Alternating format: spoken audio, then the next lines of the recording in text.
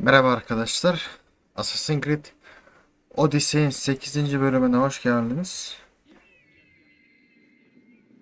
Asay, asa diyorum. Mızrağı geliştirmeye gittim de bende 4 tane parça var. Yetmedi diyor. 7 tane topla diyor. Daha 3 tane toplamak lazım galiba. O parçalardan. Bir kez daha geliştirelim.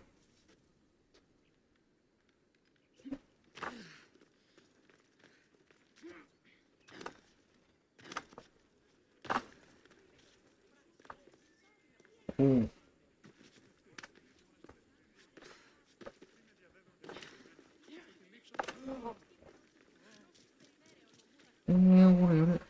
Ne kadar çok heykel var ya. Burayı CHP mi yönetiyor?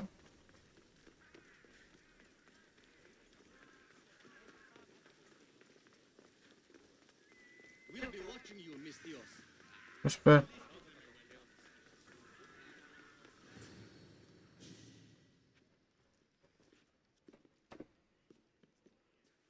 Cassandra, it's you! Phoebe, you said you weren't coming back to Kefalonia, so I decided to leave too. I said I wouldn't be coming back. But I don't remember saying you should leave. Well, here I am. How did you even get here, Lily? Well, I did make some drachma working for Marcos. So you paid someone to bring you to Athens? Not exactly. Phoebe. I needed a drachma for when I arrived. I couldn't use it all to leave, and I didn't want to wait any longer. So I sneaked on a ship. Don't worry, nobody saw. I just can't believe you made it. I don't remember much of Athens from when I was a baby. But every once in a while, something feels familiar. It's nice. I can't believe you're here. Me either. I can't believe we both made it to Athens. It's so much different from Kefalonia. But what are you doing here? I'm here to get you ready. I have to make sure you leave all your weapons and change into these clothes. So you somehow work here? For Pericles? No, for Aspasia. I don't understand why I have to change. It's just what you do here. I felt weird at first, but you forget about the pretty past. And my weapons? Don't worry, I'll take it. You don't want to scare people in here. Well... How is it you're working for Aspasia? Well, I did get into a little bit of trouble after I got to Athens. I may have been a leader of a small group of orphans that tried to cheat Aspasia. We didn't know it was her, though. And you convinced her to hire you? No, she asked me on her own. That was lucky. I think I'm ready to go in. You can't.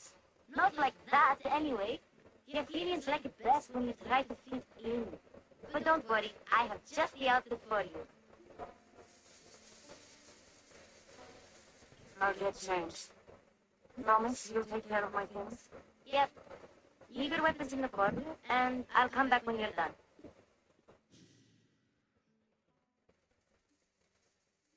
I feel uncomfortable in this. Now you look like everyone else. You say that like it's a good thing. It is. If you want to behave seriously, this is the easiest way. Trust me. Is that everything? You're all ready to go in. Don't worry. You've done scarier things than this. I'm struggling to think of any right now. Are you sure I can't keep just one weapon with me? No weapons. Now hurry and go in. Oh, and don't leave without saying bye. Here, Cassandra. The mighty mercenary and traveler has finally made her grand entrance. Only slightly late. Herodotus! Athenians have no problem letting me know when I'm not welcome. It's a relief to see your friendly face. Don't let the company here tonight intimidate you. Hi. Pericles is no king. He needs his guests to love him so that the people love him. And they, in turn, need Pericles. You're not different from any of them.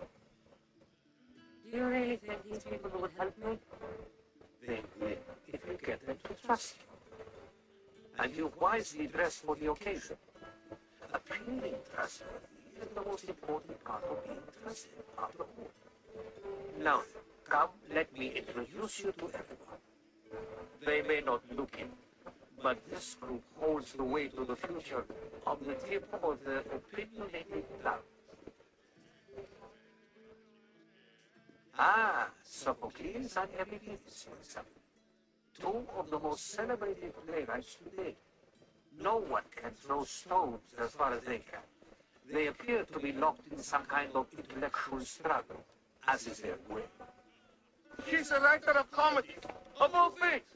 Comedies, everybody.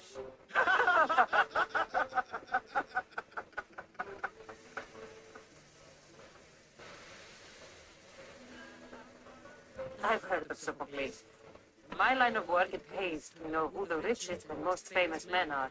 Hermippos has also written his fair share of comedies. You should drink more. Lately, his attitudes have garnered him more notice than his works. However, the fellow beside him, Protagoras, is a sophist worthy of as much praise as the great Socrates himself.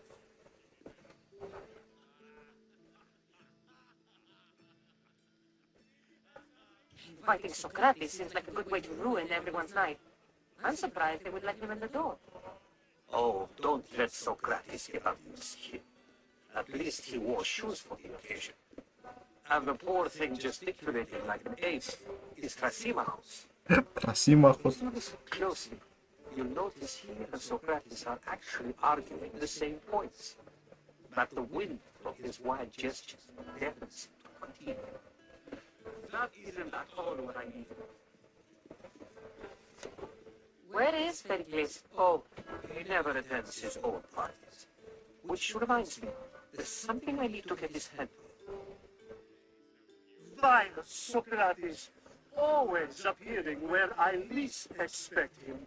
Warrior, protect me from his amorous gaze. Oh, Alcibiades, this is not a time for jealousy, but for love.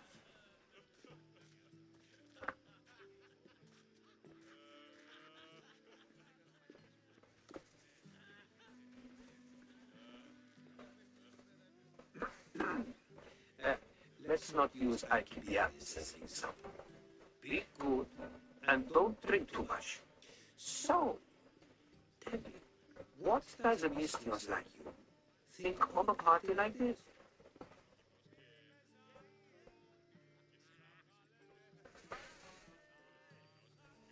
This is going to be a long night. Party should be about vomiting up blood, not vomiting up poetry. These people are so clean. If these guests aren't to your own unique tastes, then just focus on why you came here in the first place. Thank you, Rhodos. Now, if you'll excuse me, Pericles is here somewhere, and I need to prepare him. If he's alone, I'll tell him what your brother said. Agreed. Pericles needs to know. I'll stay here and look for clues. I hope they know something about your mother. Me too. Bu ne biçim kıyafet ya? Şeylere benzemiş. Bu görevler niye çıktı?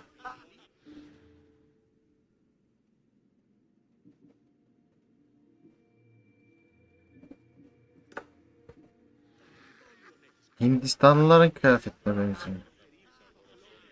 Alkivia. İlk iş. Yani ortadan çıkartalım.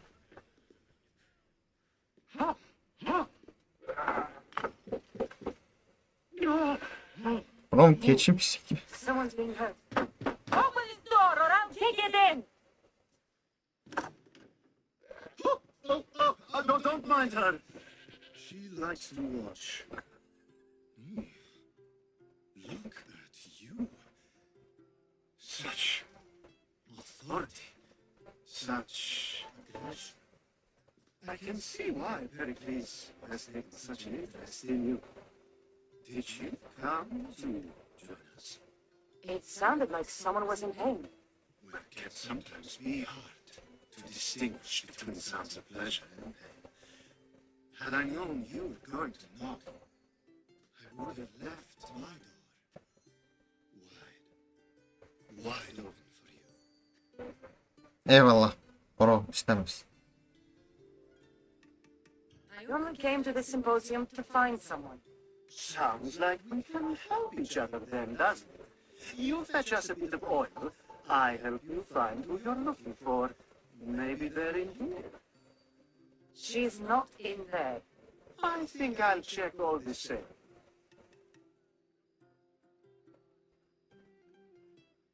After your display earlier, it's probably safer I get the oil.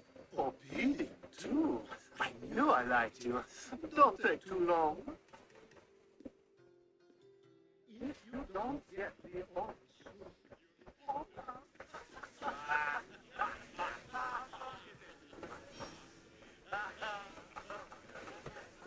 Yağ nerede?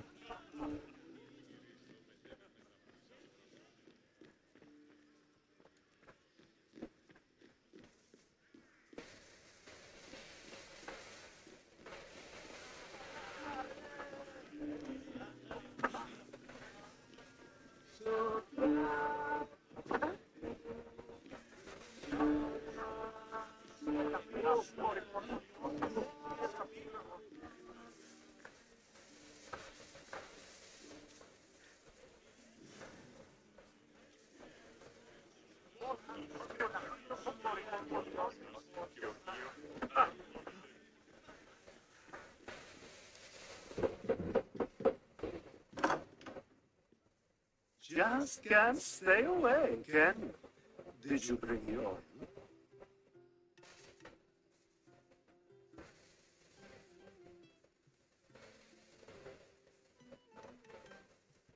I come bearing gifts. We're saved! Today, these women grieved for their sons. These men worked the war. But tonight, we forget all of that.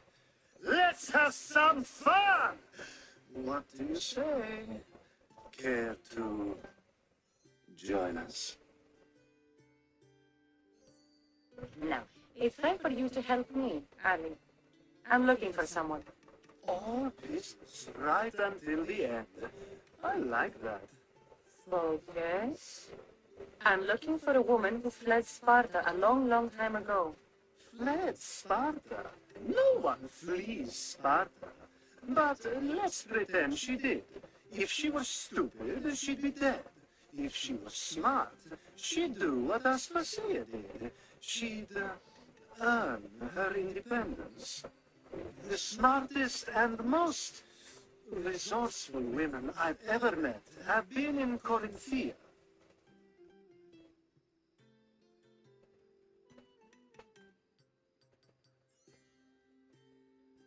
Theater. I thought they played some sort of role in Corinth, but I assumed it was the same as any other city. Oh, no. These women are unlike any other you'll meet. They're false, and the only ones there with any smarts. Harry, come back inside. Oh, the celebration continues. When you reach Corinth, find Antusa. No one goes in or out of the city without her knowing. Until we meet again, warrior. Senle hiç buluşmak istemiyorum da. It's not much, but it's a start.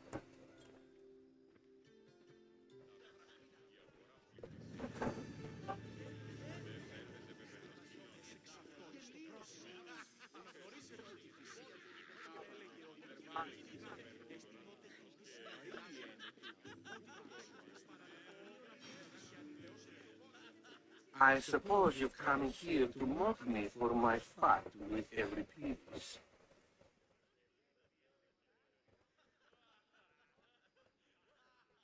I've seen lots of fights. That wasn't one. I really made a fool of myself this time, didn't I? I'm Sophocles, though I'm sure you knew that. And you are? I am looking for information that will help me find someone. A Spartan woman. A Spartan woman in Athens. Sounds intriguing. Though, if you expect me to notice someone other than myself, you expect too much. You could talk to Euripides. He's the second most worldly man here. That Pedicus, Xanthodontus, exothermic Morosov. But he doesn't talk without dreaming. I have no idea what that meant. No, you don't.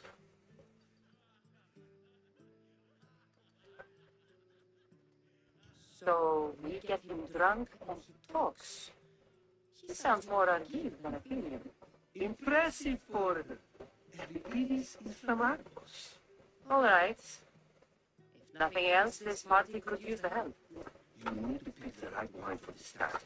The kitchen should have what you need. Let me know when Euripides is done in, and I'll slip away unseen. How do you know Pericles? I believe you mean to ask me, how does Pericles know you? I'm the greatest dramatist in the land, mentor to Euripides, lover of Asclepius, father of theater, and so on, and so on. I'm sure it's a real honor to have you hiding in his kitchen. You're awfully worked up over Euripides. You sure you're just friends? I'm never just anything foreigner. Though I confess, Euripides and I hold a bond deeper than brotherhood. Why he slams with a banal young plaything, Aristophanes, I'll never know. I'll get the wine. Wonderful. Now, if you want some friendly advice, Aristophanes cannot stand sweet wine. I've seen what it can do with him. Absolutely horrifying, delightful. It wouldn't be a party without someone losing their stomach. I'll let you know if your plan worked.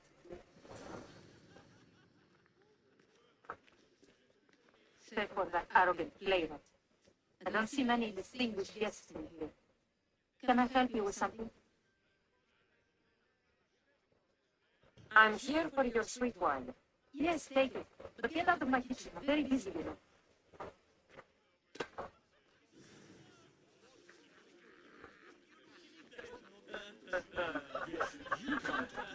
A new face in Pericles above. Ha! That in itself is a remarkable thing. You must have seen me doing my impression of Kleon. I call it the Orange Ape. Tell me, what does it think? Did you just call me it? Watch your mouth, Athenian. It speaks, and so feisty too. Sometimes I wonder if I'm doomed to be the only young and beautiful thing here. So, what do they call you? Cassandra. I wouldn't peg you as a Cassandra, but never mind. I'm Aristophanes, and this man is Euripides. Oh, go on. Introduce yourself. I'm Euripides. For a playwright, you're not much for words. Good men live quiet lives, and old Euripides likes to say. Don't you, Euripides? When I need to relax, I start a fight. For you, though, Quickly, bring him some wine so that he might say something clever. After my argument with Sophocles, I think I'd rather keep my head clear.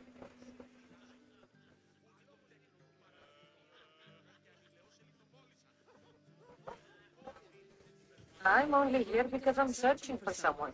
And yet it gave us the distinct impression it was here to fill our wine. Let's focus on that first, shall we?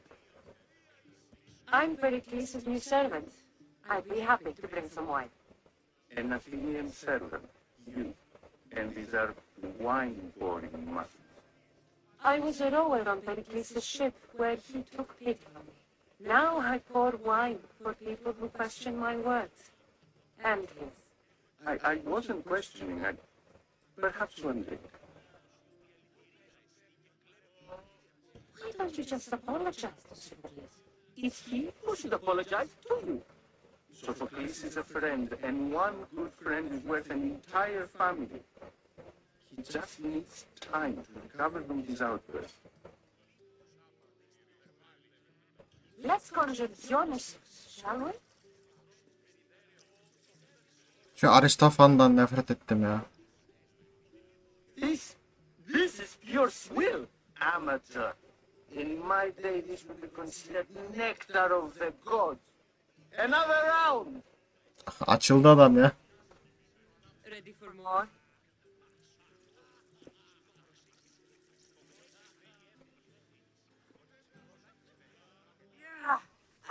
hardly stomach this pig's piss. I could outdrink both of you with one hand. Let's have some more. Pericles has invited all of you here for some reason. Either we dine here and praise Pericles, or we dine with Cleo.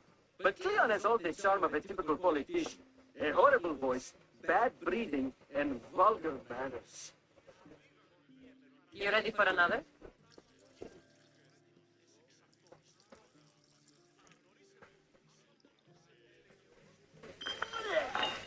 This wine is terrible. İçmesen. I like you. Who brought you here? I brought myself. I'm on the trail of a woman who fled Sparta a long time ago. Fled? Why? She lost 2 children. She had no choice. She fled to heal a broken heart. Everybody, write her into a play. I've heard Spartan mothers go to a sanctuary in Argolis to beg us to Dios for the divine beauty. I should know, it's my home. After what she went through, I'm not sure she trusts priests. Oh, then she sought my friend Hippocrates. He's a physician, best of the best. He still keeps his office in Argos. If she went to him for help, there's no doubt he'd have given it. I love getting drunk and singing. Come back if you want to sing with me. I'll think about it. Perhaps That later. is enough. But slate to me the point. Here I come.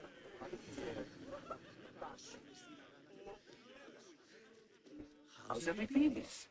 Drunk, I hope.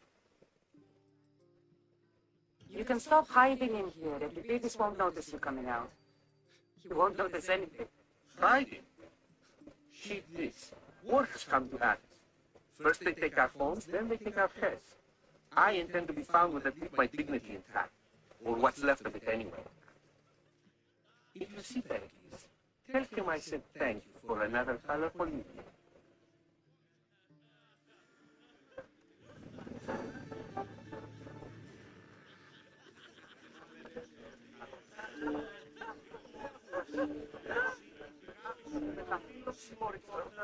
Being so new to Athens, I'm gaining access to this symposium is no small feat. Though you said there are things you wouldn't do, you gained Pericles' trust so quick. I've made my choice. You really intend to use this young destruction to avoid the point being argued? If you've been arguing this long and you haven't agreed yet, just give up. We're discussing the nature of rules. We're better to do so than fear. I'll ask you the same question I asked Thrasymachos. Would you agree that the act of ruling is an art? It is an art, as all worthy undertakings are. That is not up for argument. Yet, medicine is for the betterment of the patient, and not the physician. Carpentry improves the building, not the builder. Then, is the art of ruling not for the betterment of the ruled rather than the ruler? Don't be absurd!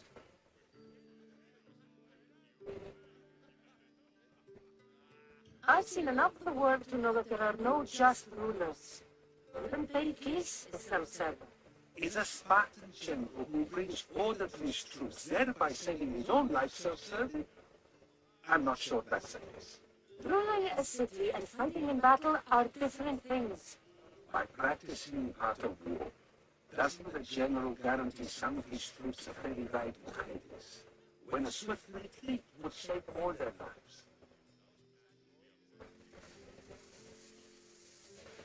You just said a general isn't self-serving when he brings order to his troops.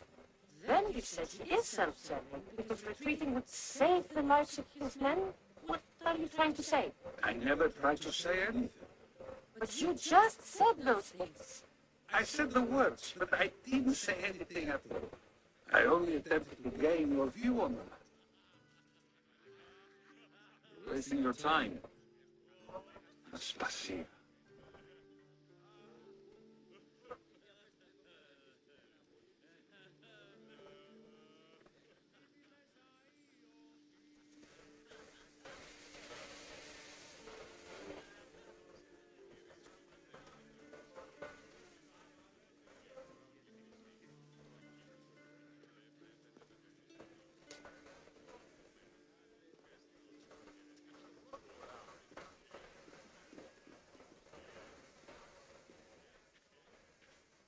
I couldn't help but notice your talent for debate. Well done. Socrates is an interesting character. Ah, Phoebe. Pericles has retired to the balcony already, has he? His ability to sneak off and sulk is second to none. I can go get him, and Cassandra can help. Everyone listens when she talks. That'll be fine.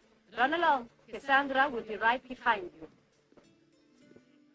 Now, allow me to introduce myself. My name is Aspasia. I had to go to great lengths to cover up for the work in my eyes.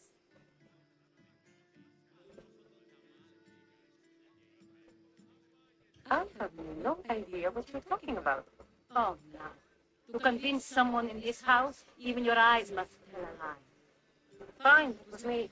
But my actions were personal, not political. We do what we must to survive, and there's no shame in that. It's how you got here, how I got here. The clothes, they fit you well, I trust. I'd be more comfortable in these clothes if I had a blade in my hand. You never really get used to them.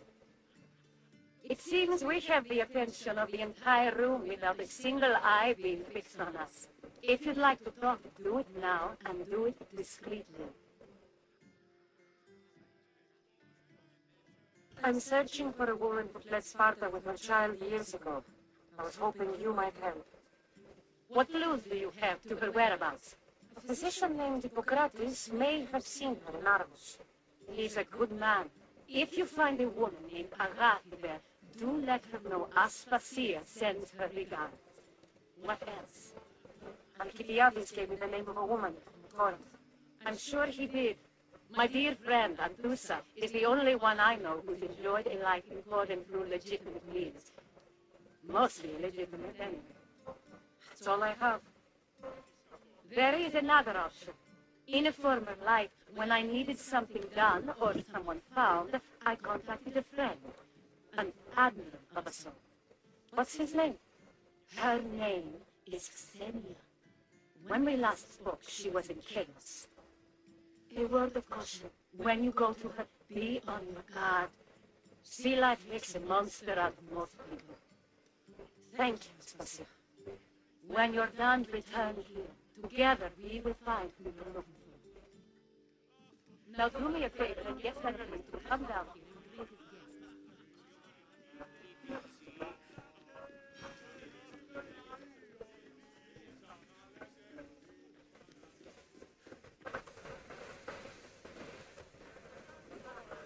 Yukarı nasıl çıkıyoruz?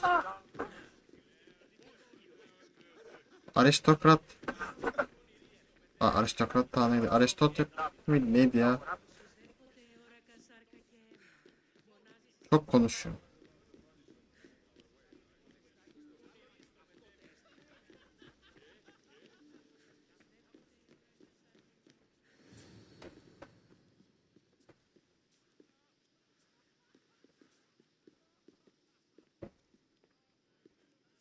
Cassandra!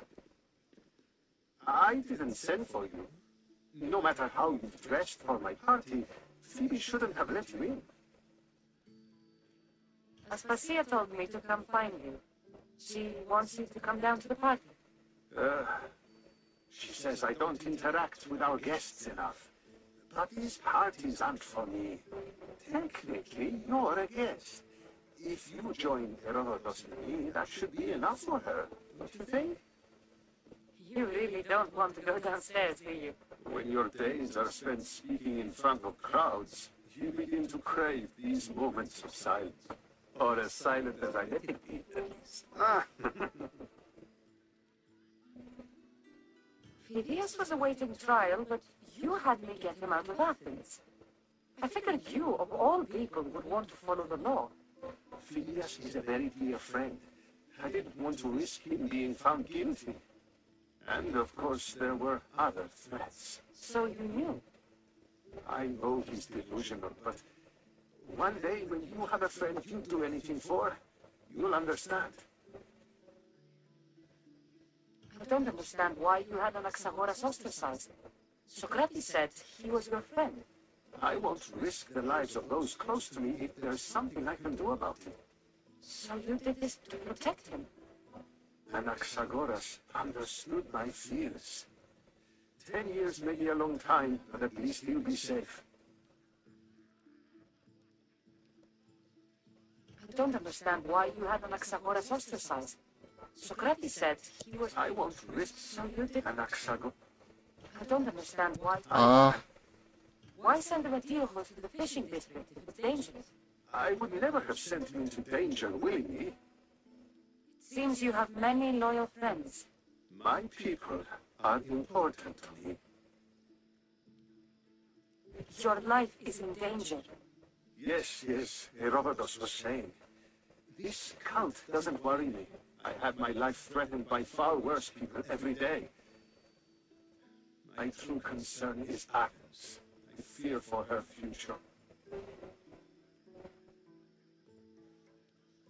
The Spartans aren't your real concern, Hercules. The cult is coming, and they're bringing their strongest weapon. Listen to her, Hercules. The Spartans are immediate. The cult's threat is ambiguous. I'm related to one of the cult members, and I believe him when he says they're coming after you. Sound concept to consider. I'll be sure to let my men know, regardless. Aspasia sent me to see what's taking you so long. Tell Aspasia I'll be right there. I suppose this is where our conversation ends. Thank you again for helping me. I hope my guests are able to help you in your search. Time will tell.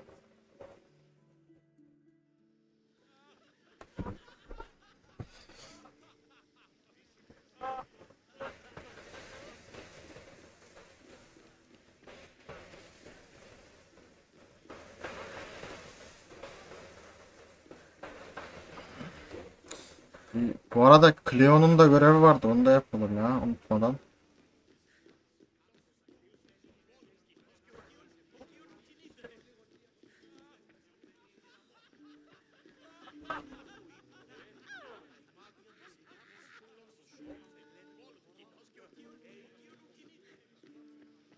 You look tired.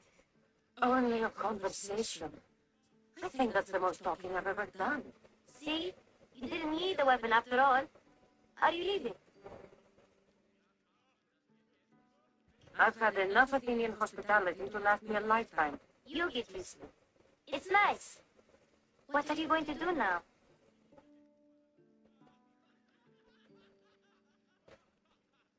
There is a physician in Argolis that may be able to help me. You're sick? You've never been sick. No, I'm fine. I just need to talk to him. Okay, good. It would be weird if you were sick.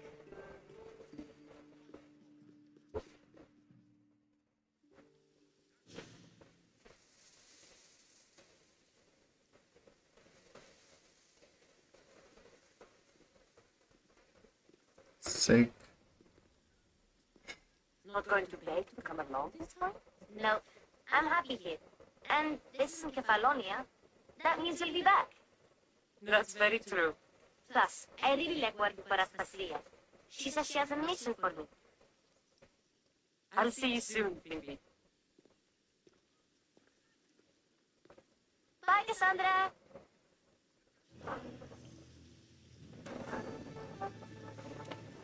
Müthiş ipucusu. Kimle ilgili? Ha, şununla ilgili.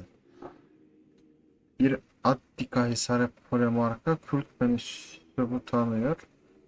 Bunu bul ya da Odyssey'inde devam et diyor. Görevler.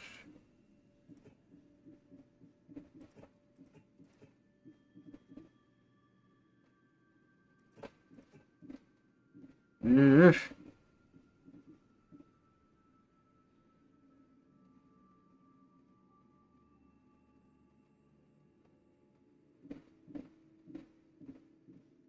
Maşallah.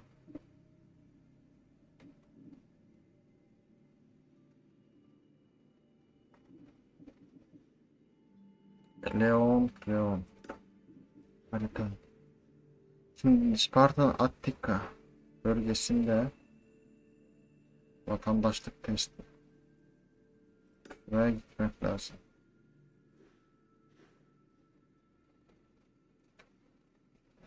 Atletik Spartan kampların bulunduğu yerler kuzey batı tarafında Atina bölgesi. Tamam. Kuzey batı. Şuralar mı? Danimarka ve erzakların bulunabileceği yerler Odomanti ve Aharmes kampları.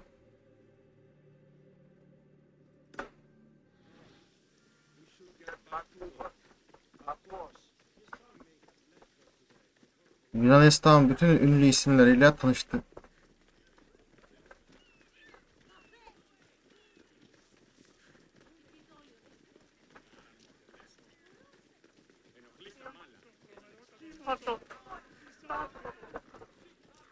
Orambulin. Demiyorlar daha. İdioten. Orambulin'i. Sen ne yapıyordun? Şuna mı çekiyordun?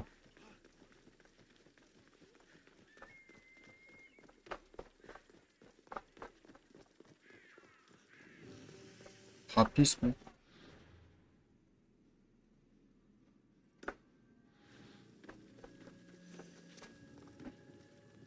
I should try to stay out of sight.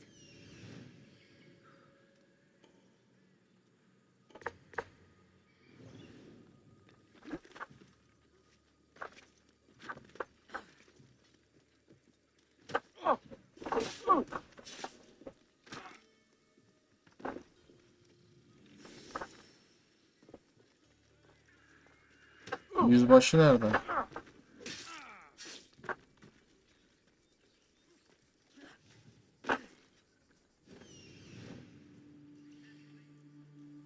Buradaymış.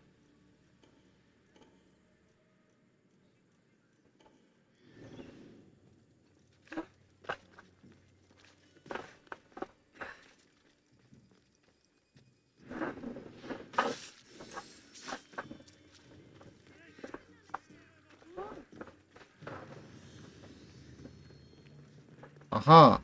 Bir tane hayat. 17. sene. Bak şunu da öldürsek iyi olur.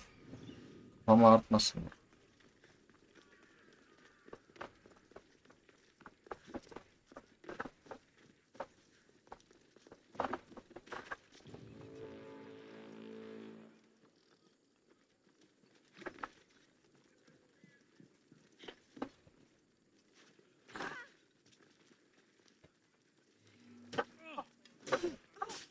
Ne oldu?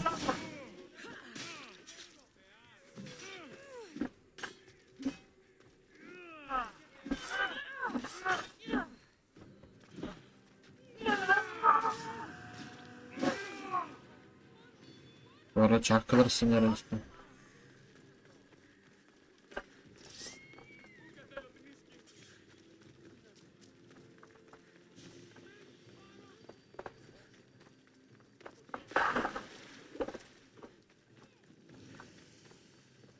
Hepastios tapınağı.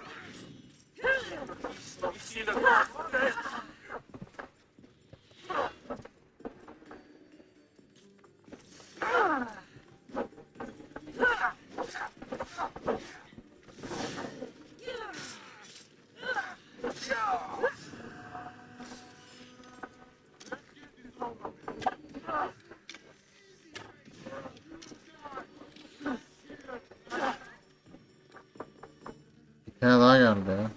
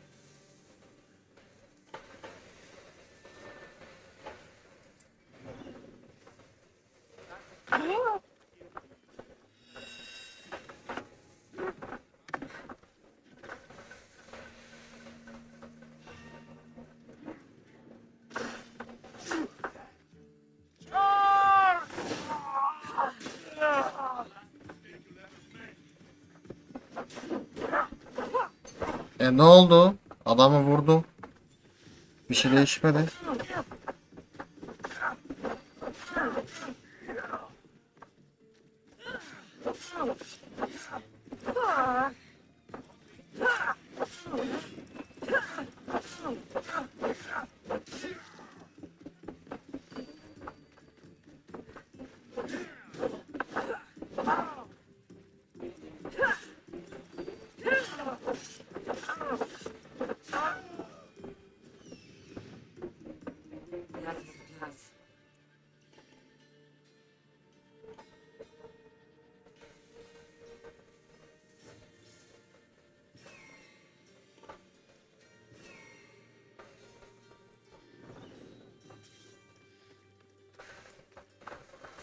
Masaya oturma lan.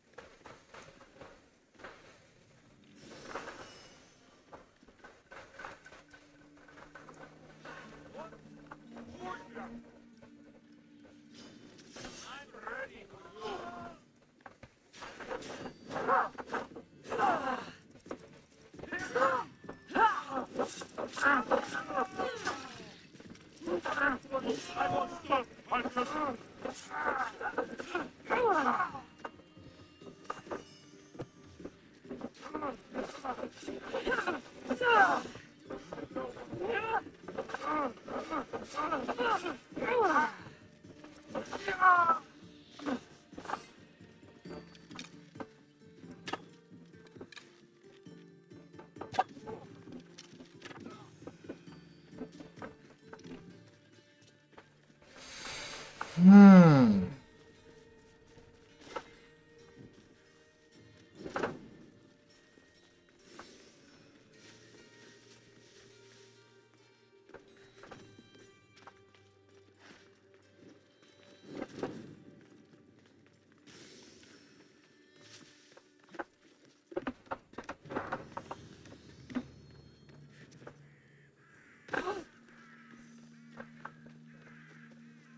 The gates are shut. No trade can come or go. And an army of Spartans waits for its pay.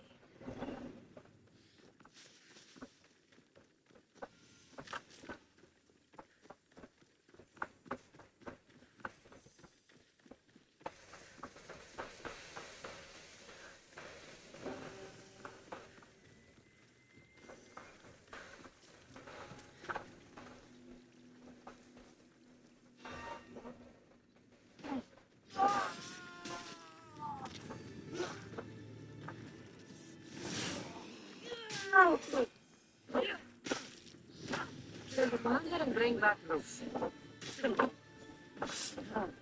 This might end with Kleon. And it will give him the proof she wants.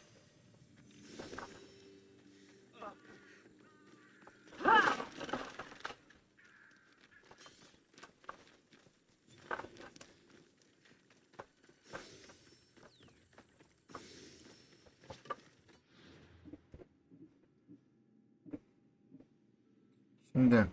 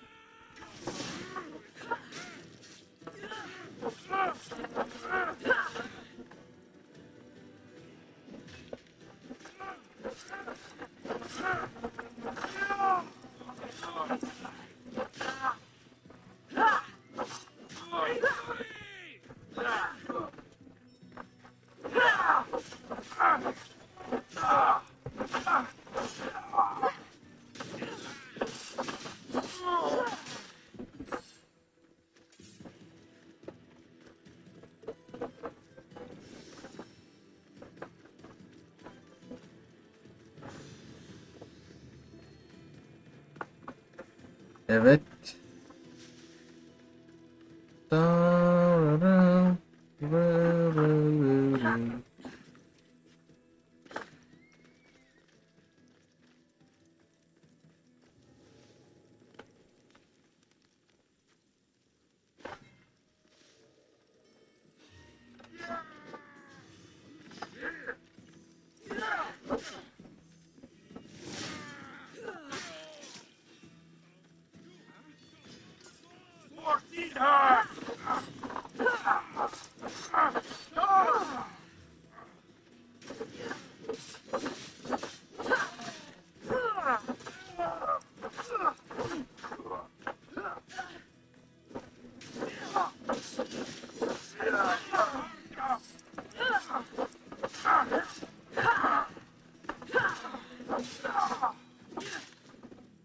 Ne?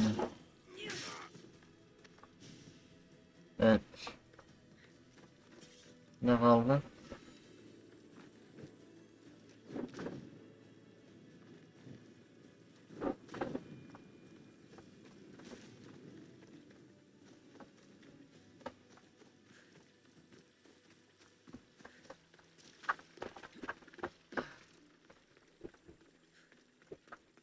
Ben anlamadım. Burada şey geziyor.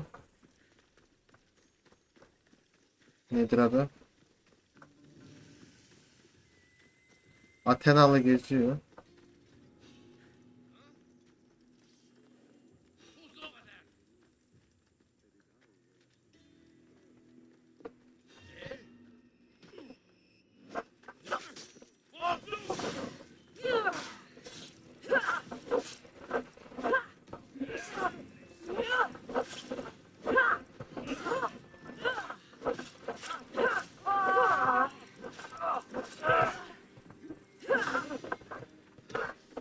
Avuç.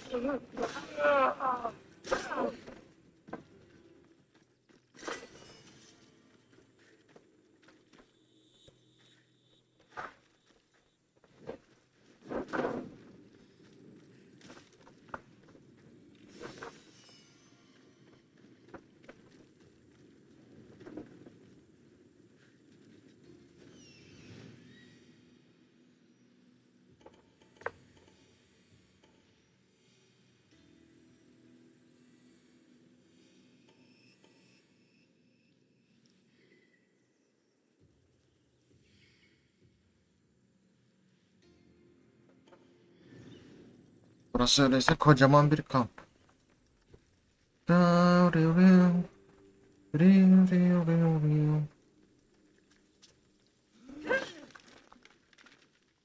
Çık bakalım buradan.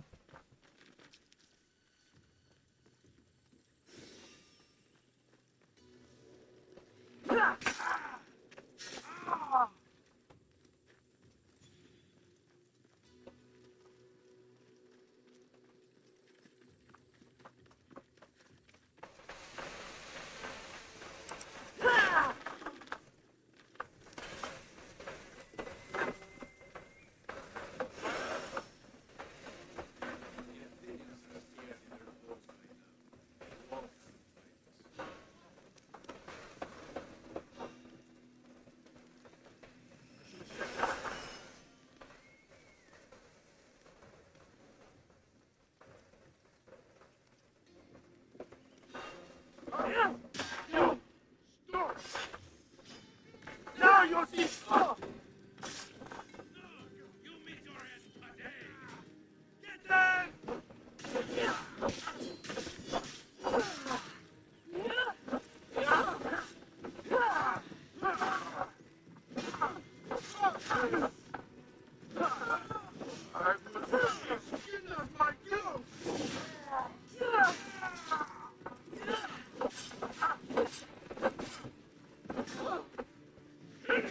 Kalkan ver buraya lan.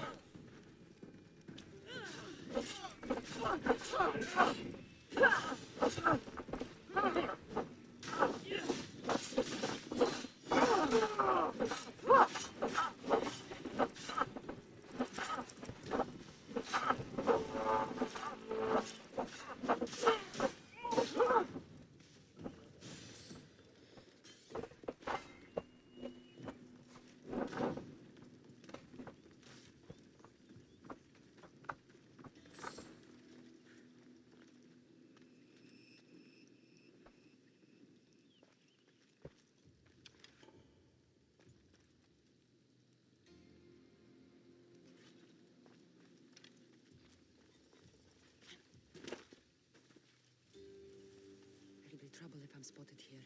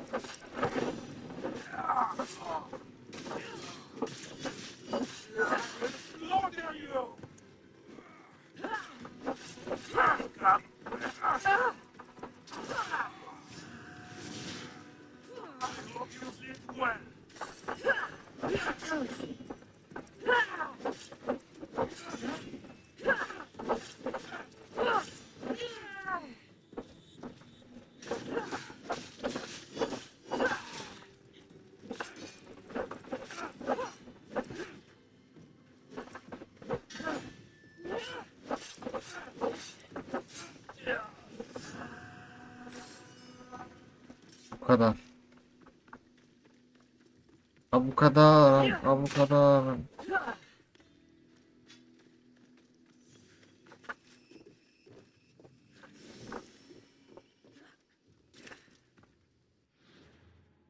Şimdi.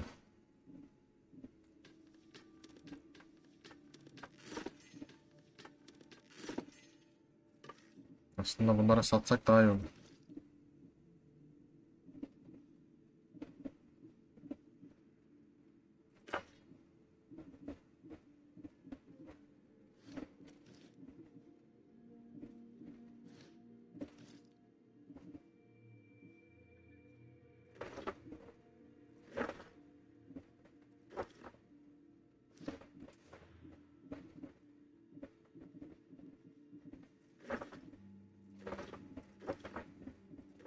Daha mı güzel sanki?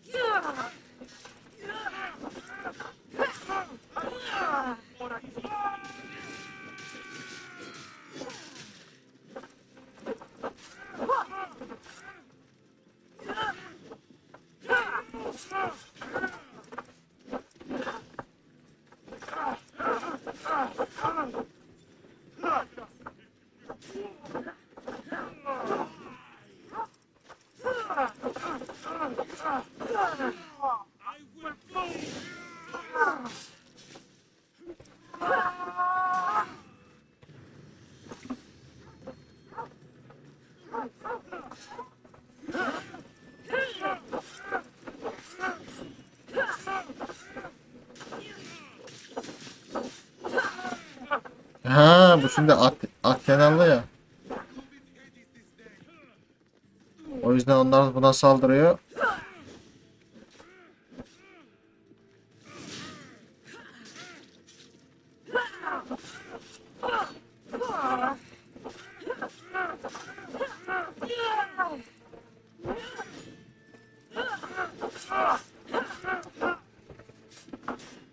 Kalkanı bırak ya yeter.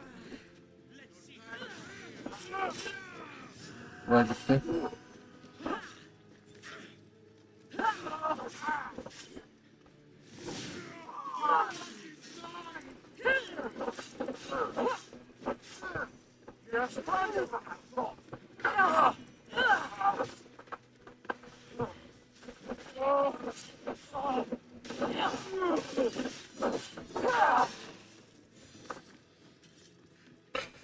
Yuh.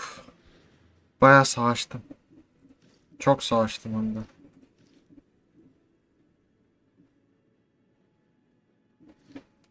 Envanter. Paralı askerler gitti kaç tane. Bak. Bu gitti, bu gitti. Bunlar gitti. Yeniler çıktı. Burada yeni çıktı. Burada yeni çıktı. Bak dedim ya şu şerefsiz hep önümde duracak. Ben Arenaya gidip öldürmesem hep önünde duracak. Bak ekipman önünü kontrol et. Ya bilmiyor mu sence ben bunu bilmiyor mu? Allah Allah. Şimdi Kleon'un yanına gitmemiz lazım. Görevi teslim. 1000 altın vereceğim ki başımdaki ödülü indireyim. Neymiş be? 1 saat olmuş ben sadece savaştım bir şey yapmadım. Daha şey görevimiz var. Bu heykelin yanındaki Yunan generalin görevi vardı. 3 tane jeton mu amblem mi bir şey toplayacaktık.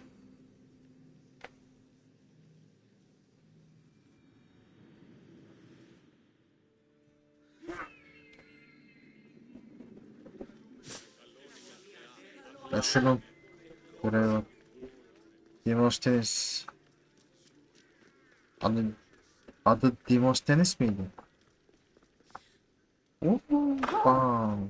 Bir seviye kaldı. Bir seviye sonra alırsam düşme hasarım azalacak.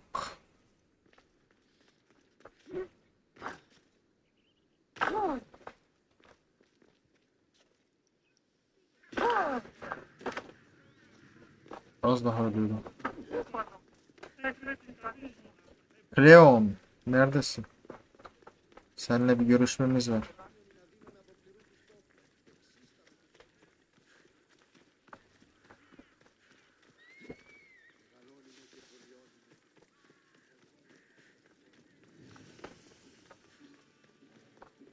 Adam yerde You've returned. Did you bring the proof I asked for? I think this might interest you. I took it from the commander after I killed him. You know what it's about? What do you mean? Your reaction betrayed you. Yes, the man mentioned in this note was on important business for Athens. Why was the messenger trying to get me to leave? He was to help distribute supplies to the people there, to help them against the oppressors. Who is this man to you? You look concerned. He was only an aide. It was his mission that was important.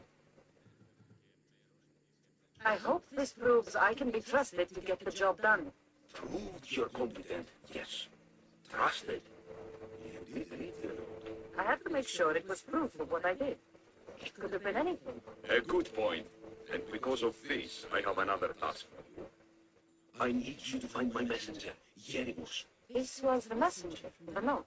Yes, it's inherited Yerimos' fleet and reaches the sea path ready for him. Where's the ship I need to take him to? For now, it's safer you don't know. Once you find him, he will tell you. Tell me about this messenger of yours. He's of no significance, but his mission is. Find him so he can complete it. Tell me about this What mission is your messenger on? The fewer people who know, the better.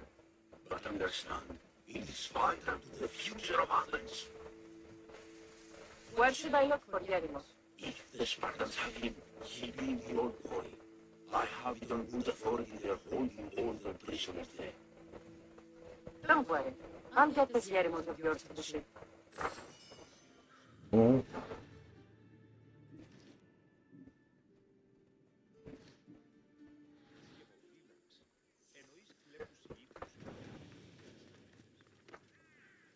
şimdi ya burada bayağı şeyler var.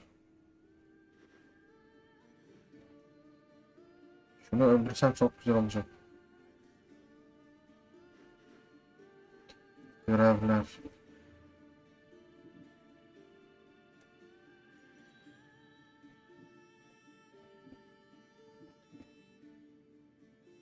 Bir tane almışım sadece.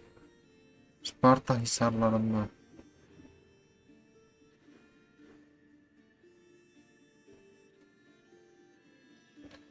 Mesela nerede vardır? Bak burası Sparta'ya geçmiş Fakida. Hisar. Bak şurada alabiliriz. Bu ne ya? Lalaia'nın kızları. Bu ne? Dur. Bakacağım, merak ettim.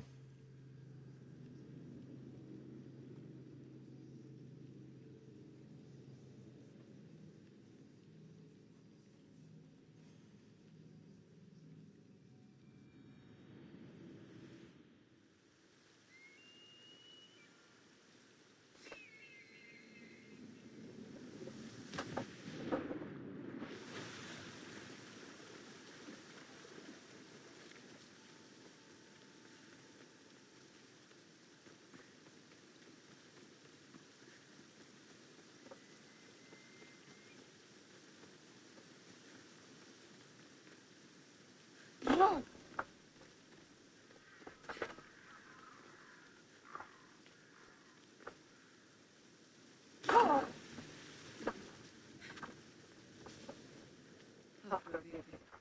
Parties. Athena. Mothers and daughters of Olympus, please. Lead us to safety. We can't lose anyone else. I'm none of this. But I am Cassandra, a mistress. What's wrong? My people are in grave danger. We lost our leaders and our warriors. And now our hunters have disappeared. Hunting parties can be gone for weeks before return. What happened to everyone else? War. The fight between Athens and Sparta has reached our borders, so the men left to offer their swords. I fear that those remaining will be lost to the sons of Xerxes. I haven't heard of the sons of Xerxes. That's quite the name. Persians left over from the Battle of Thermopylae. They have no nation except the heritage of an ancient king, but their numbers are great, and ours are not. I would not trade our roles in this situation. Though killing is my specialty and I can hunt and track. Do you need advice? I don't know how to address my people. They know something is wrong, and I'm not sure what to do about it.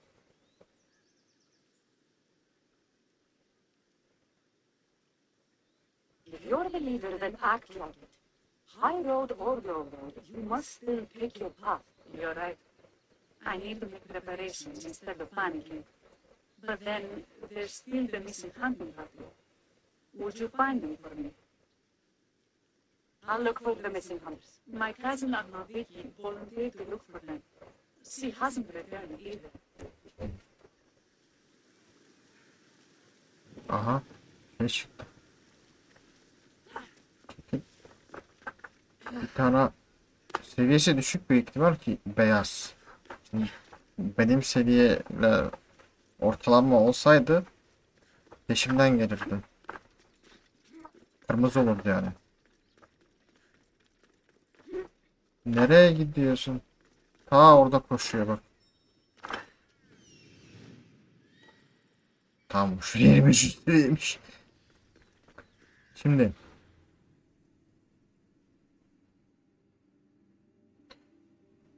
askeri kamp. Fakida. Da bu ne? Ternes yapıyorum. Görevler çıkıyor da çıkıyor. Haydut kampı büyük Parnesos Dağı'nın kuzeybatısında. Büyük Parnesos Dağı. Kuzeybatı doğu burası. Kuzeybatı da burada. Şu. Onları Lamia Haydut kampında bul. Şurada.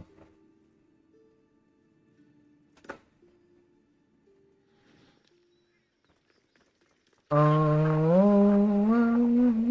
20. seviye olup bitirelim diye düşünüyorum bölümü. Çok bir şey yapmadım da artık ya valla şey düşünüyorum yani bu kampları temizliyorum ya, onları kayda koymasam mı acaba? Ama onları kayda koymasam sadece insanlar konuşacak sonra. Dövüş mövüş pek göremeyeceksiniz. Yani oyunun çoğu dövüşle geçiyor. Oyunun anlamı kalmıyor ki izlemenin. Dövüşleri falan. Ama benim için eğlenceli, sizin için eğlenceli değildir diye düşünüyorum. Hep aynı şeyler bak. Valla bilmiyorum işte, ortada kaldım böyle. Ne yapayım? Köpekçik bir karışma ortaya ya.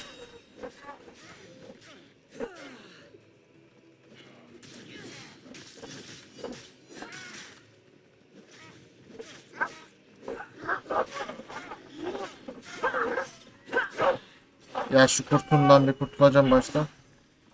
Ondan sonra şöyle yapacağım. Hadi gel bakalım. Eşek arısı mı? Aa. Çok az hasar vuruyor bu da. Ne oldu? Most will let you alone, partner. Geber. Paralı asker katili. 16 tane paralı asker öldürmüşüm bile.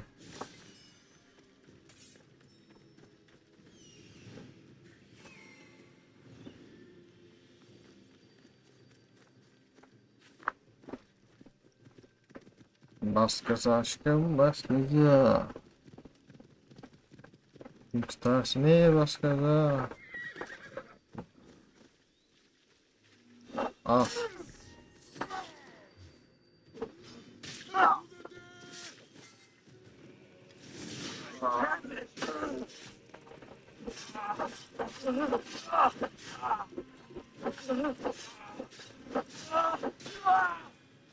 Al.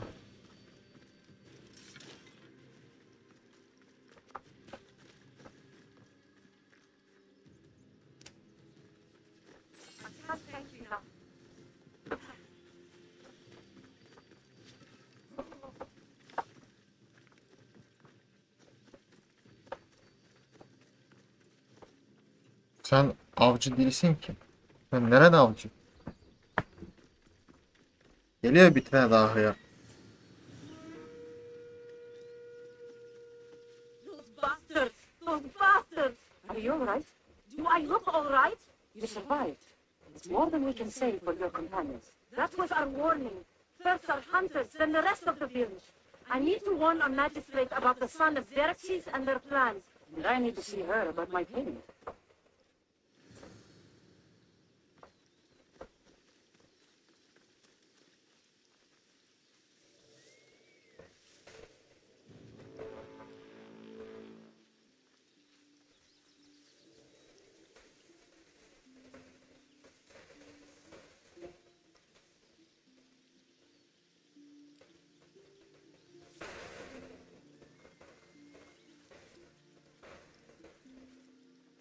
Demek peşimdesin ha. Al. Al.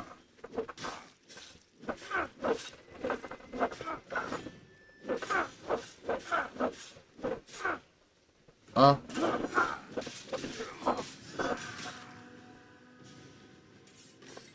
Bir şey yapmadı benim.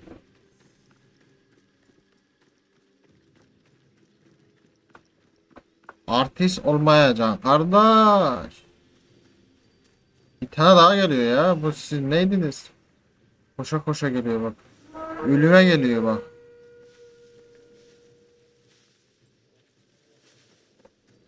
Vaz mı geçtin, ne oldu? Bir anda durdu.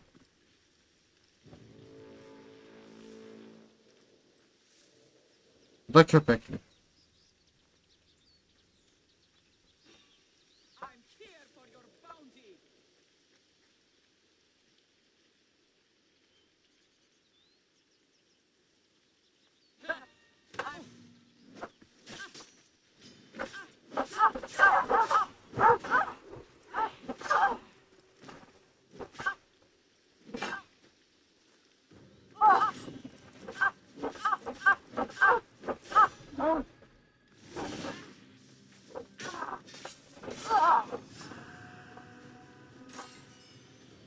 Kaç tane şu şerefsizlerden öldürdüm ya. Geliyorlar da geliyorlar. Yeter artık, yeter.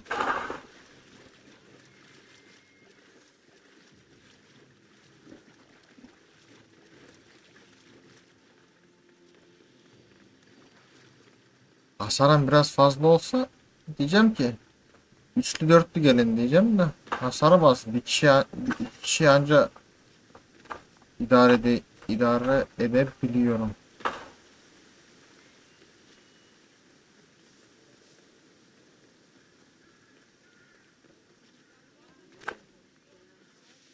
Şimdi bu yeşil görev ne verecek bize? Merak ettim, geldim buraya, yoksa gelmeyeceğim.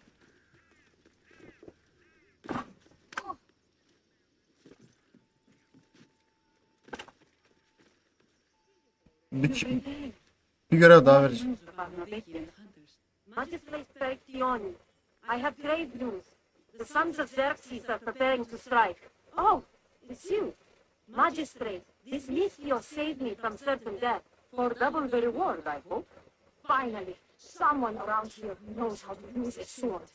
I've been trying to convince Perry to build our defenses since we first saw the sons of Xerxes creeping closer to the village. This is my sister, Thea. She considers herself to be acting general of Lalaia'nın in his absence. It was your husband who shielded us before. Someone must do so now. Did you hear anything Agnodiki said? If we wait on the gods for help, we will be massacred. The only language the sons of Xerxes seem to understand is violence. Meteors. What if I hired you to protect the village? I'll do what I can. Good. Meet me at Kiphisos Spring. I have plans for those sons of Xerxes.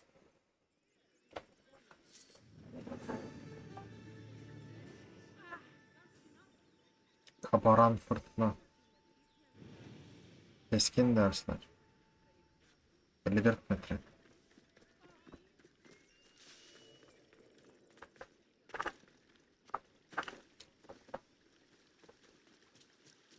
Sen niye suyun içine duruyorsun?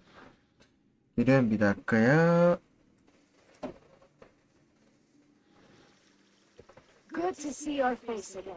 Yours too. Lalea is the daughter of Kiphisos, god of the spring. It's said that she lives in his place.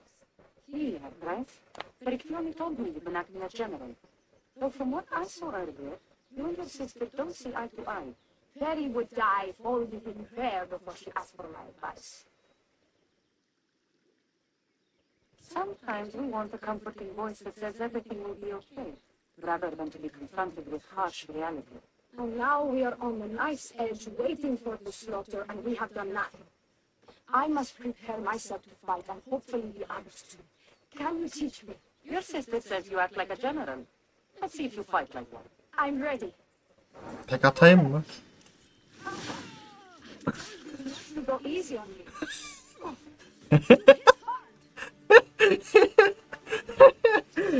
Tek at. Well, that was humbling. The sons of Xerxes won't be as kind. No, it's a good wake-up call. One I wish Perry could have. But big sister always knows best. Sounds like she's always given you a hard time. You could say that. Acting like the hero while I do the dirty work. Now you're the hero. One can only hope to live up to that title. I've been playing soldier too long, and now I'm stuck in the role of Perseus while feeling like Andromeda.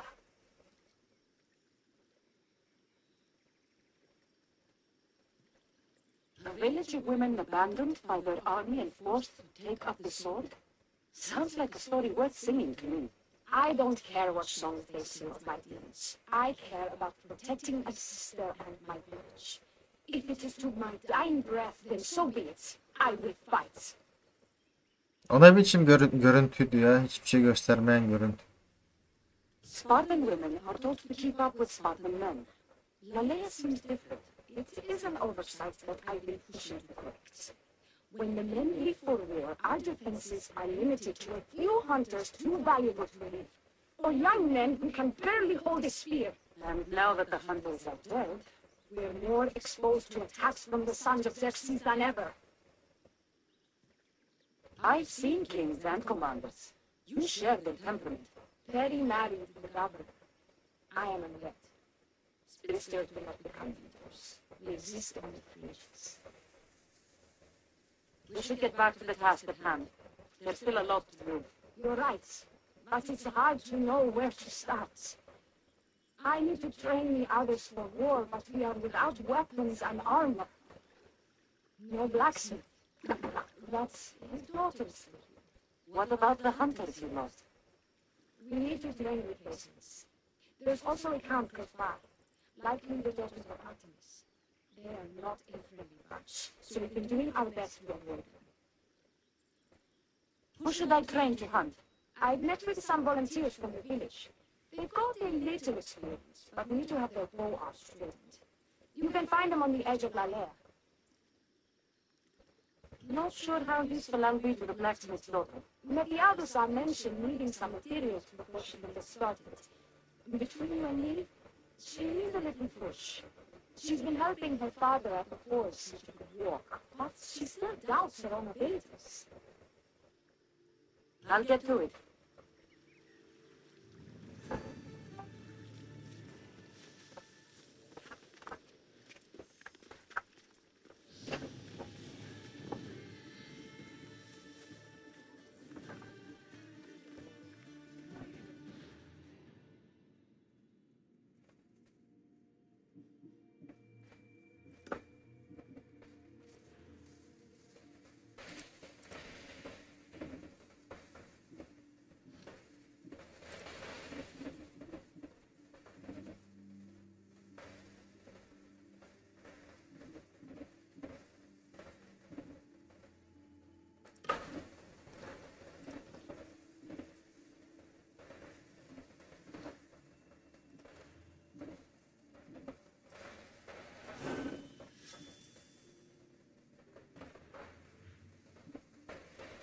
Şuraya bak. Yine kaç tane öldürdüm ya ben burada.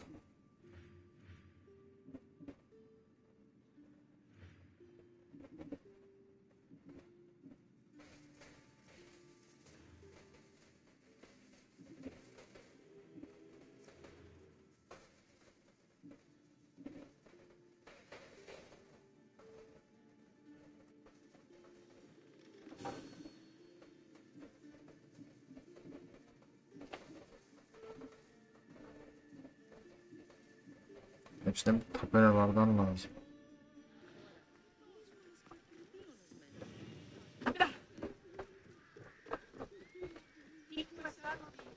Ha bu arada bu gelişte evet.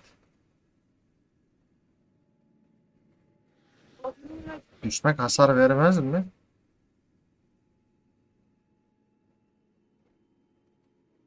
Ha, hasar azalt tamamen yok etti. Tamam çok güzel. Oh, who are you? A mercenary hired by the village magistrate. Oh, that explains why I don't know you. I'm a Fiadusa. Please don't tell me you need new weapons or armor. I don't, but the rest of the village does. Oh, that's worse. I thought you were the village blacksmith. Why are you so reluctant? I'm not the village blacksmith. My father is, and my brother is his apprentice. I just fetch wood when they need it. Now they all expect me to arm the village. Are you the only member of your family left? I'll know when the men return from war. Mother left with the ferry line last year. Is there any way I can help? I think Father left the molds and tools nearby, but I need ore, and even then I might miss something utterly useless. You look capable enough to me. There's a difference between knowing how to do something with your mind and knowing how to do it with your hands. Fair enough. What kind of ore do you need? Any kind of ore will technically do, but my father used the legendary ore when making a dagger for my mother. It is called Aphrodite's ore. Sounds strange, but it's true. Where can I find the ore? It's hard to reach. It's down the cliffs at the Persian remnants in a secret cave just above the water. Sounds like you've been there before. I told you, I wasn't a smith. I was there to fetch what father needed. I'd go myself, but I need to hit up the cave. How did the ore get its name? The legend says Ephesus, god of the forge, found this ore and used it to make a helmet for his wife, Aphrodite. He loved it for its color. Because of that, the ore works in the hands of any smith. I'll bring back Aphrodite's ore.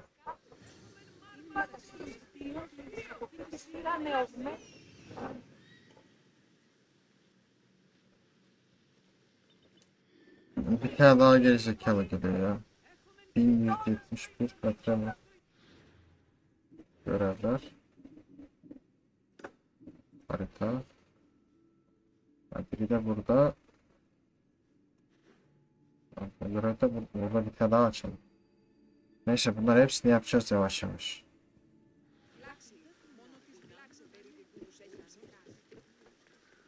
Nereye gidiyorsun sen? Ben orada değilim ki. Ben artık burada da değilim ki.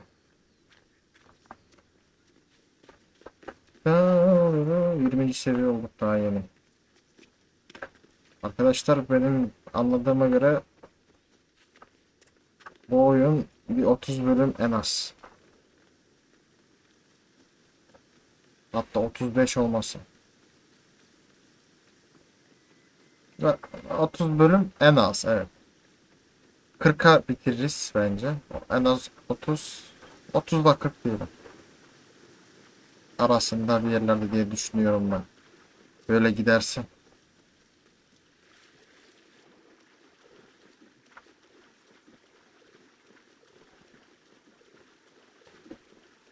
Şu görevi de bu arada neredeydi? Şu görevi de kayıt dışında yaparım artık ben. İki tane daha mühürleri toplarım. Teslimi beraber yaparız. This is the whole hunting party? We're all Lalai'a has to spare since the sons of Xerxes killed our husbands and sons. You must be the Misthios Perictioni hired. I am. We may not be the big brutes you're used to, but we're versed in killing well enough. Well, we know how to fish. That's a start. We're ready. Do you have everything you need? Yes. Get your bows and we'll go. Tell me about Lalaia. We've been blessed by both the waters of Kiopisos and by Aphrodite herself. For she's the source of all beauty. All seven of us need to be in the water. I just have a lot. And you fish in the pools and river? Kiopisos provides us with what we need. Not enough in there to provide for all of Lalaia. That's why we need you. With the sons of Xerxes so close, is there less game around? You've been relying more on fish and food. It's enough for now. Animals don't scream and beg for mercy the way humans do. I doubt they interest the sons of Xerxes much. There's still food. Perhaps their numbers aren't as high as we think. They may not have enough archers to black out the sun with arrows, but they do have enough to kill every citizen of Lalai'a with bows.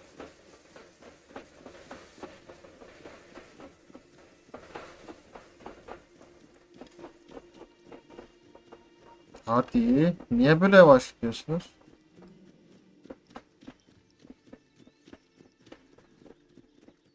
Hadi la. The great bear is said to live nearby. Don't mention the bear. I'm already regretting being here.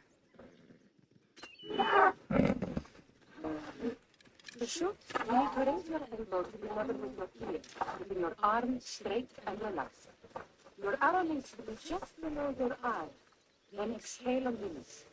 Try to aim for the eye, so that you don't damage the rest of the meat.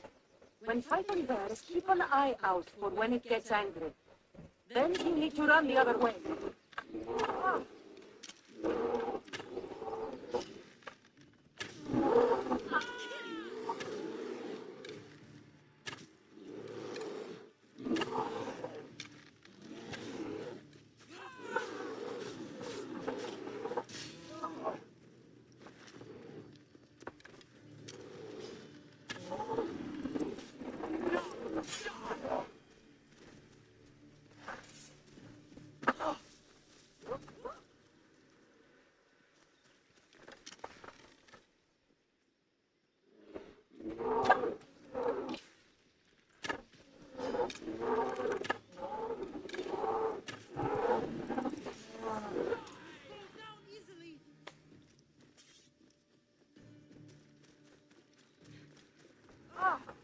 Thank you, Mrs.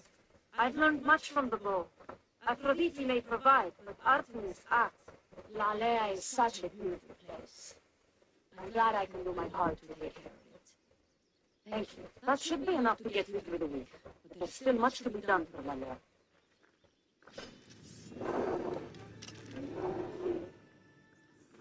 Ayı oğlu ayı.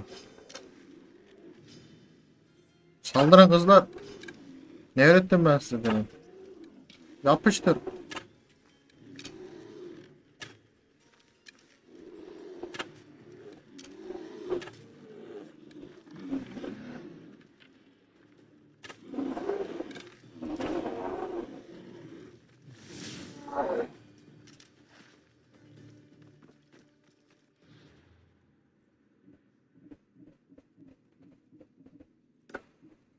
Lalaia'nın kızları. Ee, 1.32 olmuş. Şimdi ben şuraya zıplasam oradan devam ederiz.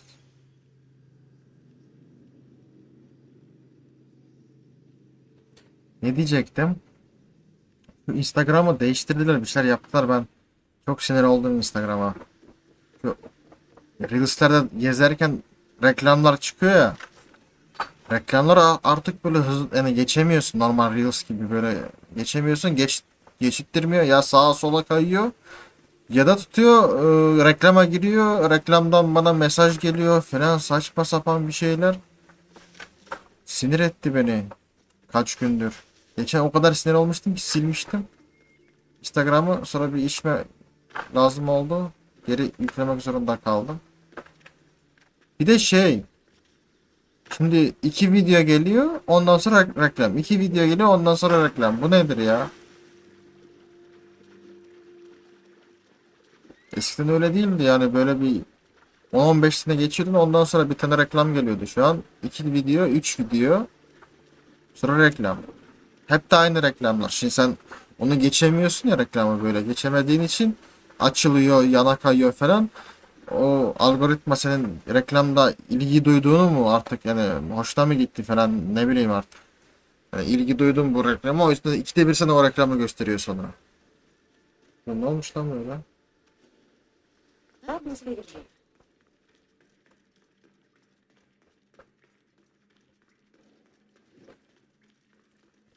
I can see why this sword is made for a Floridian.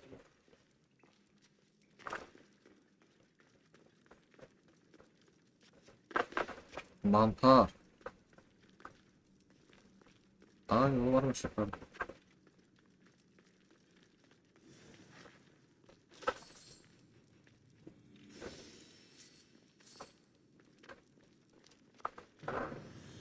Orası okey diyor.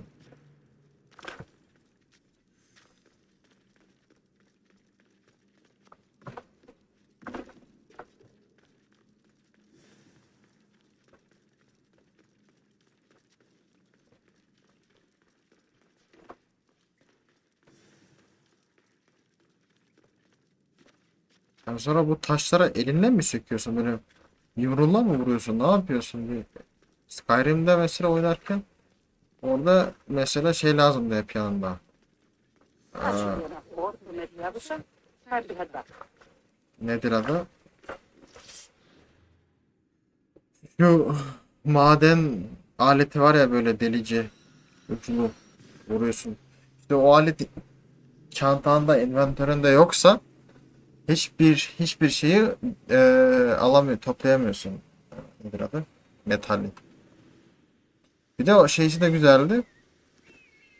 O metalleri toplarken arada sırada yanında böyle değerli taşlara da düşüyordu. Yeşil taş değil de yeşil var ya, izumrut, rubin, bir de ametist falan, üç renk düşüyordu. Aha. Kız yapıyor ya.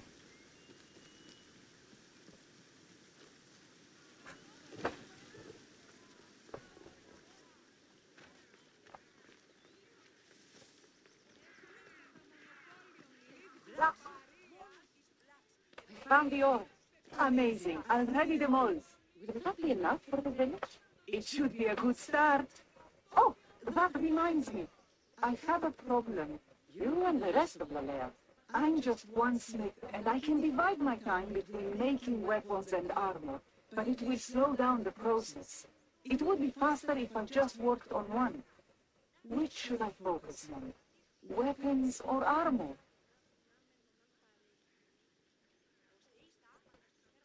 Weapons can be improvised. Armor can't. Focus on keeping people safe. Yes, you're right. Your confidence gives me hope. Thank you for your help. I've done all I can for this work. Time to get back to the field. Oğlum iki tane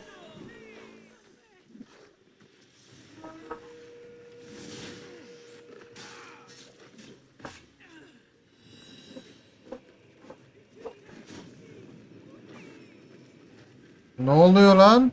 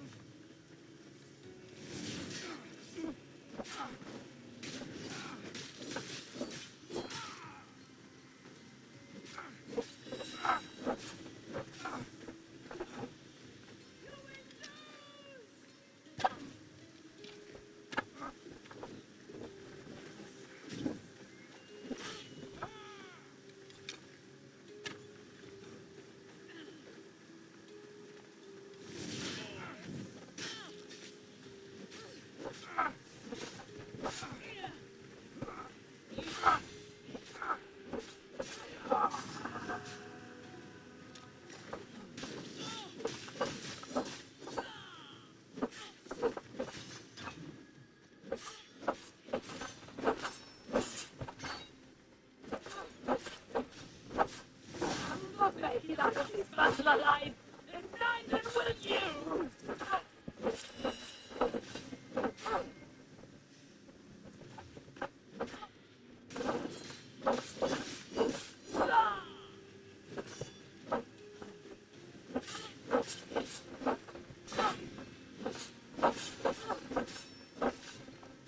22. seviye.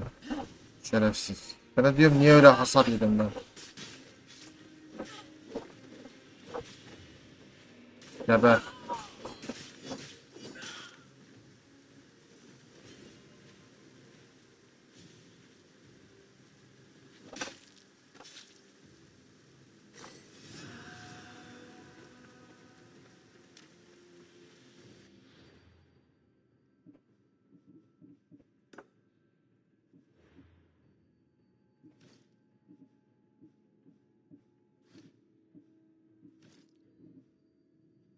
Oo bak güzel.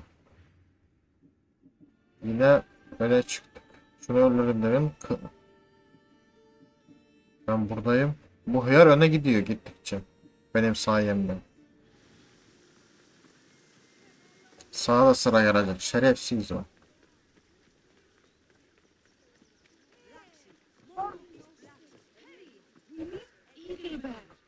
Good. You can talk some sense into my sister. I've just spoken with the hunting party.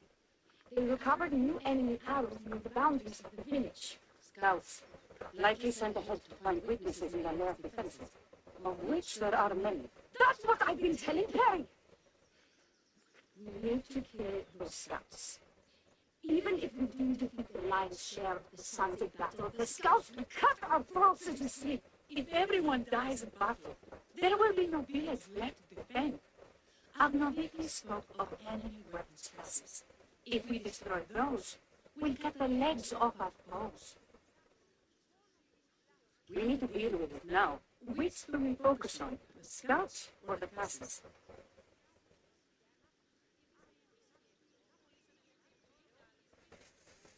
Dinlemedim ki doğru düzgün. Şu sorulara başka bir şey düşün. Neyse işçilere I'll bak. take care of the scouts. The last thing we need is an ambush. If you've chosen wrong, we'll be exposed with nothing to show for it. But if you must go, go now. Are you ready? I'll see you when it's done. What is it that Spartans say about shields? With them or on them?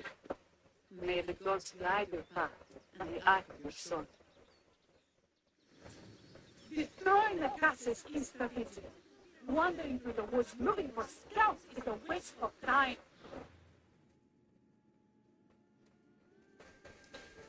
Serhas köftesi. İzciler Malia'da. Şurada.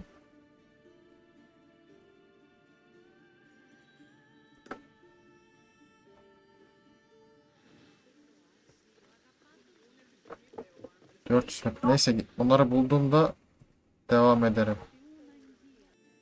Çok aramama gerek kalmadı. Direkt çıktılar ya karşıma. 2 dakika falan bile geçmedi. Videoyu durdurma.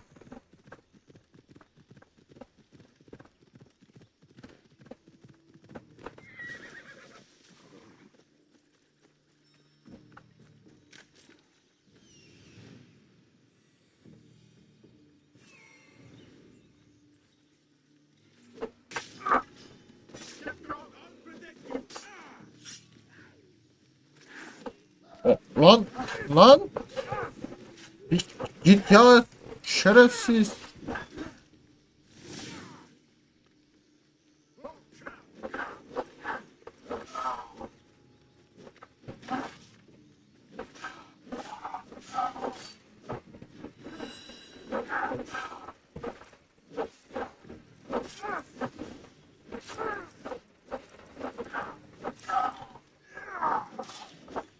Şerefsiz.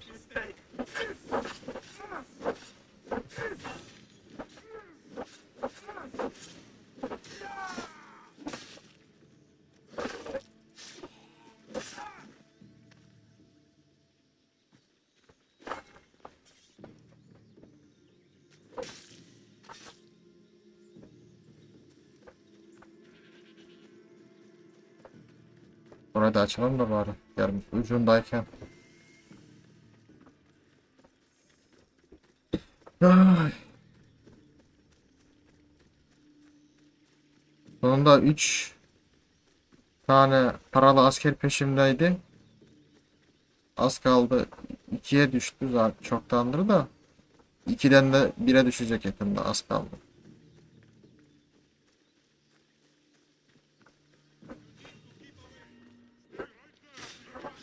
Ayı mı? Adamın yanında ayı var. Oğlum ona değil, bu ayıya vuracaktım.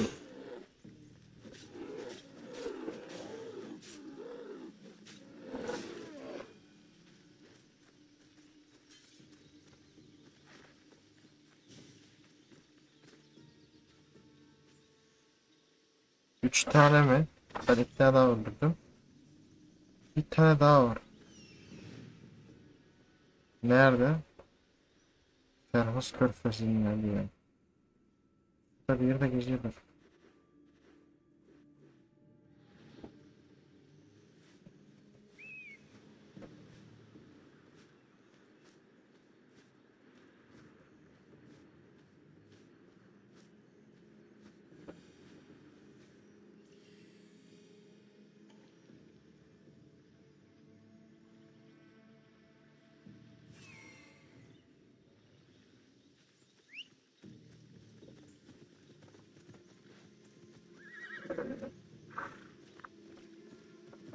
...150 metre.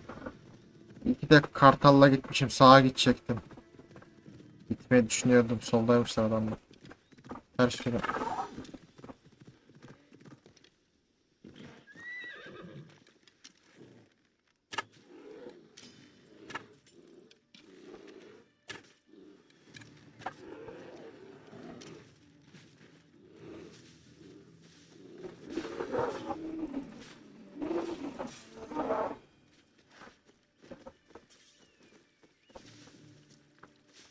Bam.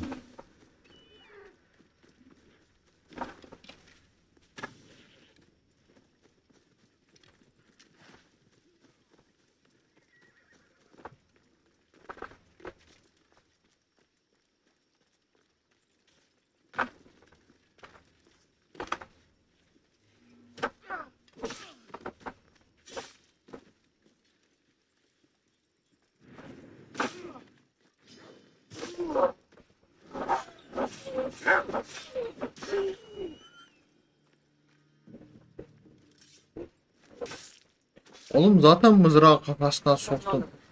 Better get back to Lalai'a. Daha ne istiyorsun?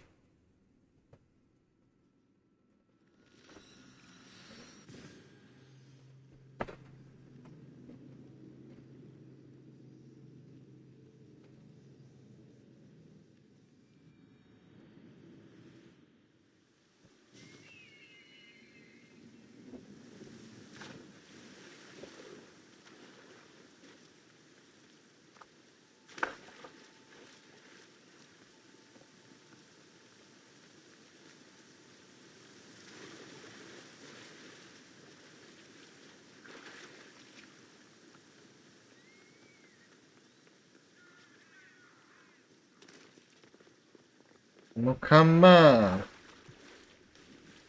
Daha hasar yemiyoruz. Wanted them to relax. I'll sleep easier knowing that. still worry about them overcoming their numbers in battle. But thankfully, this will change our fate.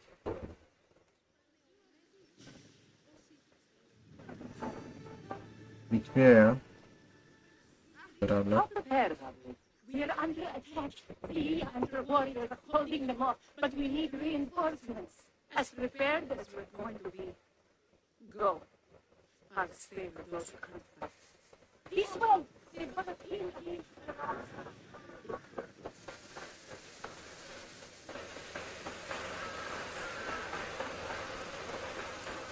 Something is so bad!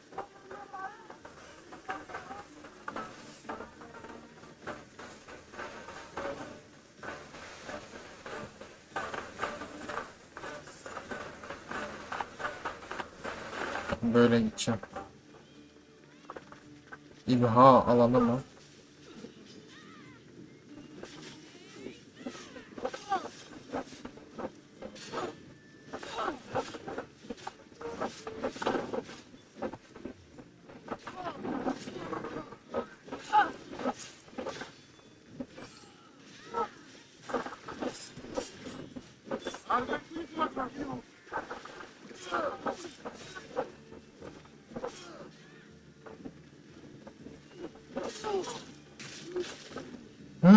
Tamam. İlla böyle basıp tutmaya gerek yok. Shift'e basıp vursan da ağır saldırı sayılıyormuş. Güzel. Bak. Aha. Tamam. Bizim adamımız öldürdü ya. İki kişi öldü neredeyse.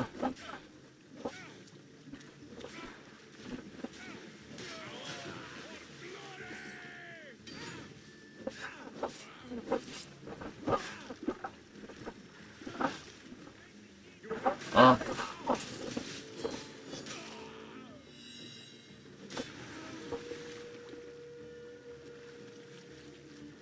Asker şey mi? Sen misin?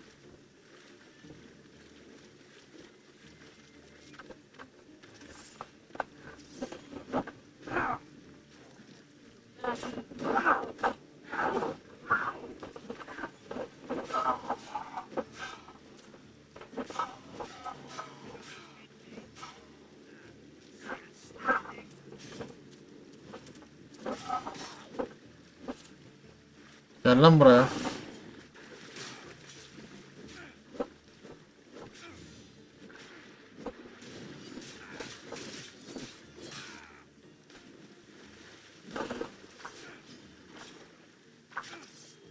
Şuradan çıkarttım.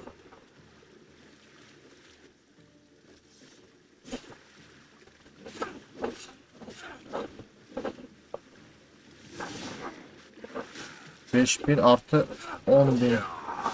16.000 falan vuruyoruz. Birinci skill'den.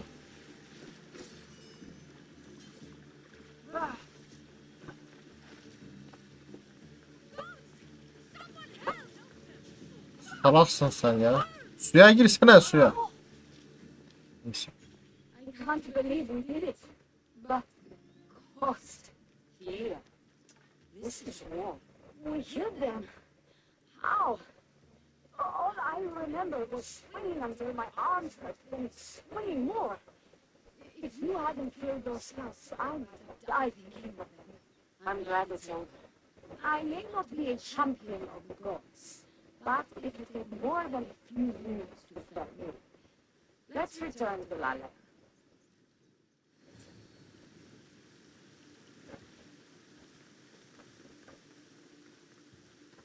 Herkesi ben öldürdüm. Siz bir bok yapmadınız. Yine bir iki tane hıyar geliyor ya.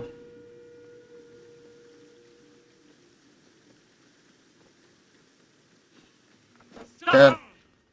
Bu aslanla geziyor. Aslana direkt yüklerim de işini. Kafayı ağırtmasın.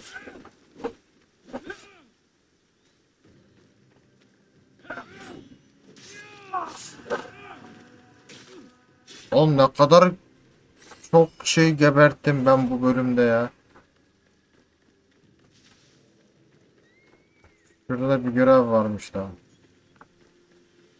Kısa görevlerden. Şey görevlerden galiba. Gemiye. Over there. Dear, I'm here. It's okay. It's over. We beat them back. All that's left to do is burn the boys. You protected my sister and my parents. And for that, I'm eternally grateful. We protected each other. I don't know how we can ever pay you. Gratitude means much. Here is the black meal as promised.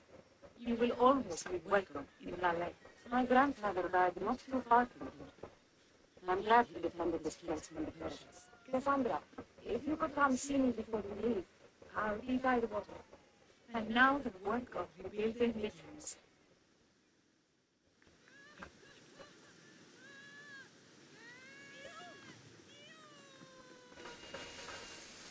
Sola gitti. Sağ tarafta. Güzel oldu. Ne diyeceğim bana? Yat benimle mi diyeceğim? Ne diyeceğim?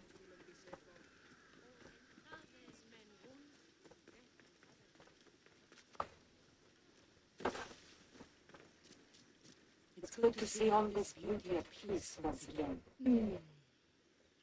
And for years to come, thanks to you.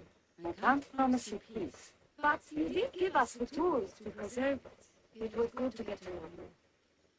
I'm glad that God smiled upon us by bringing you here. What will you do now? Someone needs to stay and keep Lalai'a safe. I'm about to start training the children in combat. We won't be caught off guard again. I could think of no better general.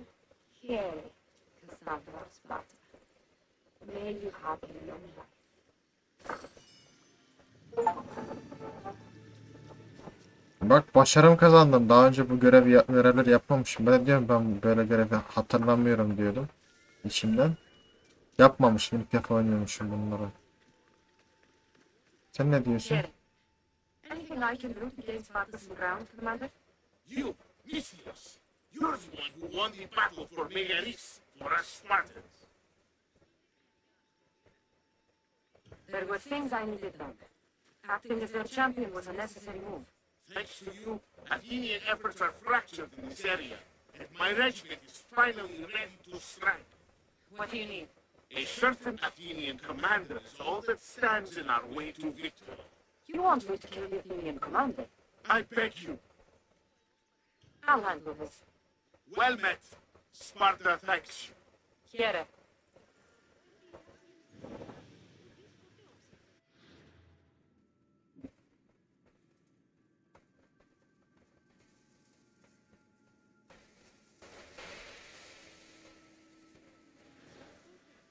Buradan da kayboldu. Neydi ya görevin ismi?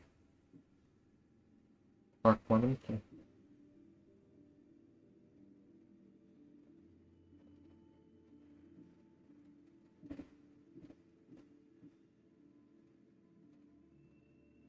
Ha şöyle. Na na na na na na. Şöyle yürek lazım olacak.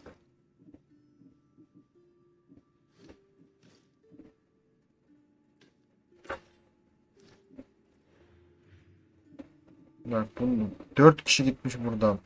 Buradan da 2 kişi. Hala burada kaç kişi daha öldürmüştüm. Onların yeri başkaları aldı. Aa, uzak değilmiş ya gel. Öldürek gerek. Gidek.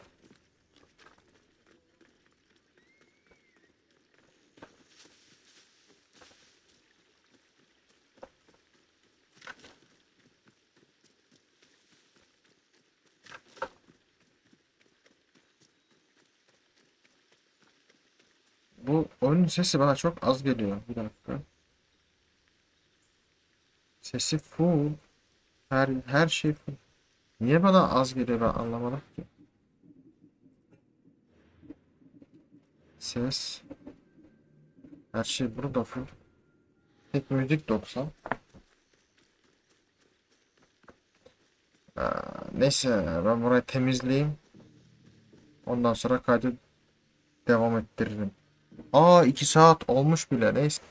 Evet bitirdim görevi. Have you killed him? Your man is dead. Thank you, mercenary. Now, your reward. Thanks. Bu kadar basitti. Ne kadar verdin acaba? 4000. Güzel. Ben diyordum gene bir şey yaparız da Kleon'un görevini yaparım diyordum da artık 2 saat oldu. Kapatayım ben burada. Neyse arkadaşlar, izlediğiniz için teşekkür ederim. Yeni bölümde görüşmek üzere. Kendinize iyi bakın. Hoşça kalın.